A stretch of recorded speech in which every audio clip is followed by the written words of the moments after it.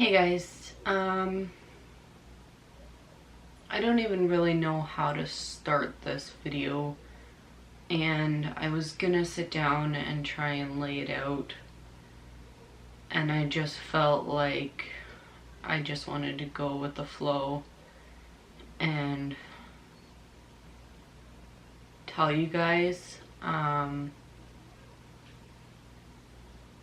Obviously you can tell by the title, whatever it is, that Michaela is no longer with us.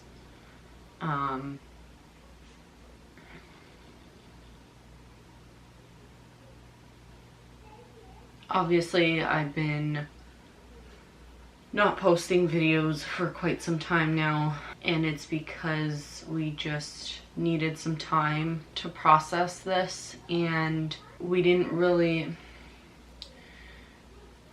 see this coming, but yet we did. So I just want to let you know that Michaela did pass away on February 29th, the leap year day, at 9:57 p.m. I'm not gonna go into detail of how she passed in this video because I feel like that could be its own video explaining what happened and where we were at and our feelings about that night. And this is more of, I can't even call it an announcement video, but it's announcing to you guys that Michaela is gone. So we lost her February 29th, and since then we have been so busy with everything to do with her funeral and burial. The night that she passed, we had to decide right away basically where she was going to go. I knew all along that I couldn't cremate her. It's just not something I could bear. Kyle was, I think, leaning more towards cremation, or it didn't affect him as much. However, we did decide to bury her, and the funeral home came and got her that night.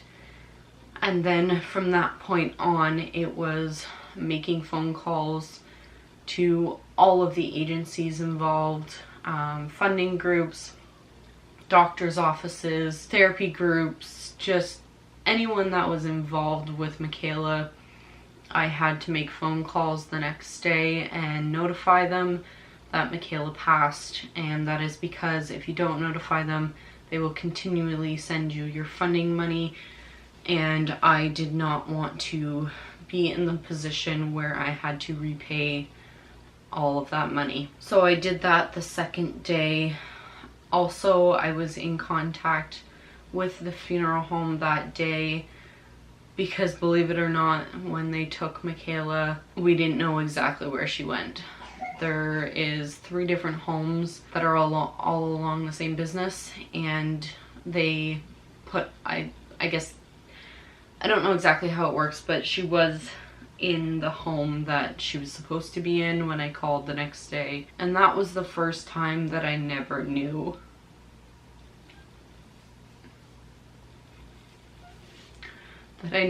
where she was.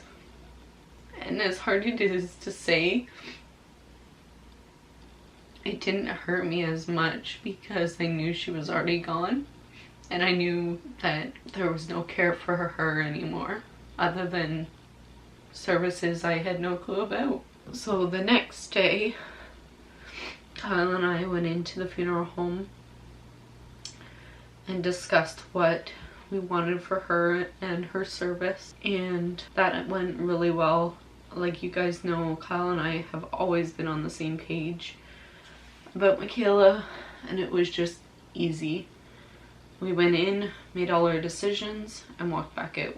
But there was a new hurdle that we had to deal with, and that was because it's winter in Canada, the ground is frozen, and most cemeteries do not do winter burials. When Talia passed, luckily it was fall time, and we were able to bury her right away because the ground was still thawed. But for Michaela, there was 2 feet of snow frozen ground, ice, and where Talia is, the guy digs it by hand. In the last 10 years of thinking about Makayla passing and what we would do with her after she was gone, we had always thought that she was just going to go in this town that we live in, because that's where she spent her whole entire life and she's never been anywhere else. But after consideration that Kyle and I are still young and that we have a whole life ahead of us, it would be best for her to be with her cousin in the same cemetery. And luckily, because of where Talia went, it's a new area, so all the sites around Talia were available. So Talia's site is here, and Matthew has one in reserve beside her. And then what we did was decide to put Makayla below Talia, and then we have now reserved the one beside Makayla. So the hurdle we had to jump was that I basically begged the cemetery superintendent to allow us to bury her now. And that took us digging Makayla's grave ourselves. He does not have the equipment to do that, the superintendent. However, being in construction, my whole family, we had the means to do that. So we went there after he agreed, and we cleared the area of snow. They cut a hole into the ground through the frozen ground, and my cousin started digging. The superintendent was there for the whole thing, making sure that everything was going to plan. As shitty as it sounds, I could not be more proud of my family and making this happen for us and Makayla. We did not want Makayla sitting in a vault until spring.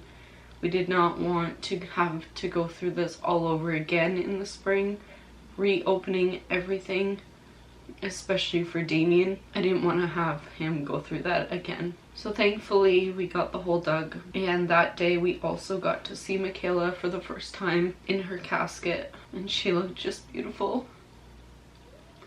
She looked just like herself. We had her all dolled up in her pink dress and the white shawl that she wore to our wedding. She had her Tinkerbell blanket, and Damien brought her her monkey and Olaf that he had just bought for her a couple of weeks prior, and also drew her a picture. We were so thankful for how Damien handled the situation, and obviously I'll get into it more about that night in another video that it happened. But Damien ran right up to her when she was in the casket and gave her her stuff, gave her a kiss when we left. And from that point on, we were able to see Makayla 3 more days in a row. The next day we had a viewing or visitation from 1 to 4. So we got to spend from 12 to 4 or 4:30 with her that whole time. And then the next day we got to spend from 1 to 4. And then we had dinner with her. We ordered in pizza for the funeral home. And then we had another viewing at 7 to 9.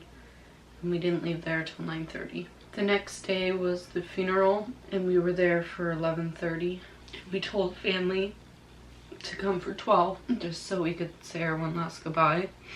And the service lasted about an hour. It was the most perfect service for Makayla, and it just honored her so well. And we had our friend, a co-worker that Kyle works with, she does funeral services, and she just has an amazing way with words.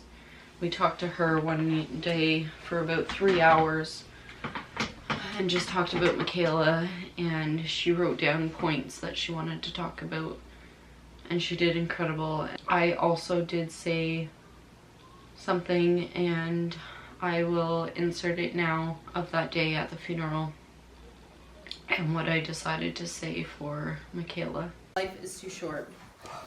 I feel like there isn't enough time in life to achieve everything I would like to, and I believe this started with that beautiful little girl I gave birth to more than a decade ago. Michaela, in your short, sweet life, you have taught me more than one is supposed to learn in a whole lifetime. Since the day you were born, you had given your daddy and I a purpose, to always care for you, no matter what it took. You are the one that held us together, the one that gave us strength to push on and make selfless, tough decisions. When it came to you, you were literally the only thing we didn't fight about. We had always known what we wanted for you, even if it would shatter our hearts. We were always on the same page. Your brother has seen and learned more than he ever should have, even in a shorter amount of time. He is compassionate, loving, and caring, and we have you to thank for that. He will be a better man one day because of you. It has always melted my heart watching him give you sweet kisses.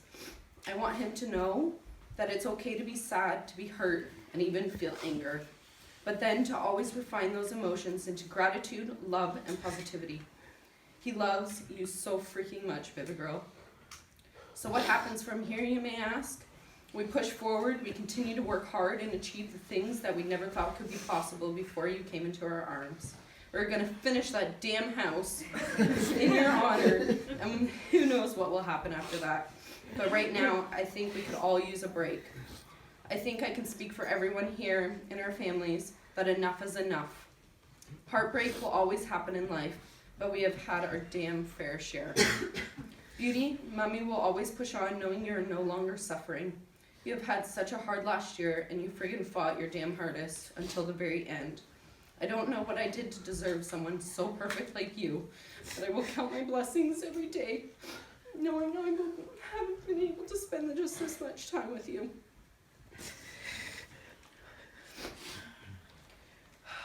I was willing to do whatever it took to keep you at home as long as possible, and I'm so sorry if I could have done better. But thank you. Thank you for everything, every little fucking thing. You were my everything. You were my first baby, the one who made me mommy. You were my job, my passion, my comfort. It will be a long adjustment finding who I am without you, because you are all I have ever known. So I guess this is our final goodbye, although I'd like to hope that we will see you again someday. We all love you so much, beautiful girl. Thank you for everything. And to everyone here today, thank you for taking the time out of your busy schedules to celebrate this pure, innocent soul. It means the world to Kyle and I to have so much loving support. We love you, beautiful bum. Now I'd like to play a song that is close to my heart, and it's kind of corny and cliche because it's from a recent Disney movie, but it says exactly how I've been feeling throughout this process. Thank you. So that song is The Next Right Thing by Anna in the movie Frozen 2. And it's so silly because it's just a Disney movie. It struck so close to my heart and how I was feeling. And if you get a chance, listen to that song. I'm sure most of you have probably already heard it. But if you go back through and listen to that song word for word, it's exactly how I felt throughout this process of losing Michaela. I also did a slideshow for Michaela, and that will be in a separate video because this video would just be way too long. But I will post that, obviously knowing that the songs that I chose won't be able to be played because of copyright, but I'll try and choose a couple songs that will work well with it. I had so many things planned and videos that I had filmed that I was planning on posting, and things that I was planning on doing and announcing, but after Talia passed, everything just didn't feel right. As most of you know, We lost Talia on November 12th. On January 6th, I lost my cousin to suicide. And shortly after that, we lost Kyle's grandmother, and now Makayla. That is 4 deaths in a very short period of time, very close to Kyle and I. And as much as we are strong through this process, it's gonna take time to heal and adjust. And I'll get more into that, obviously, in different videos. But from here on out, we're gonna just try and find a new normal. And I hate that I even have to say that, a new normal, because this is anything but normal for us. So as you can see, I am in her room, and we've started packing some things.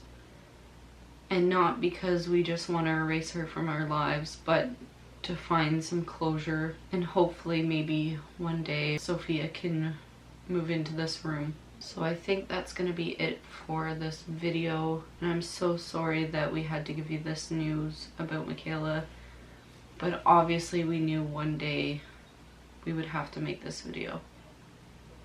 We just didn't think it was gonna be this soon. So we love you guys.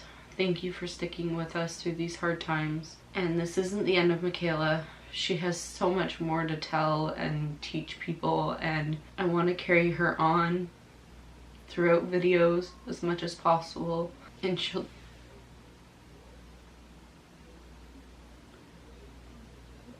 gonna live on. As much as we can't be with her, she's with us, and we're gonna get through this, and she's such a huge part of our lives, and that'll never end. So anyways, guys, I'm sorry to be the bearer of bad news, but this is the end of this video. And stay tuned for her slideshow and the story about how Makayla passed, and we'll see you next time.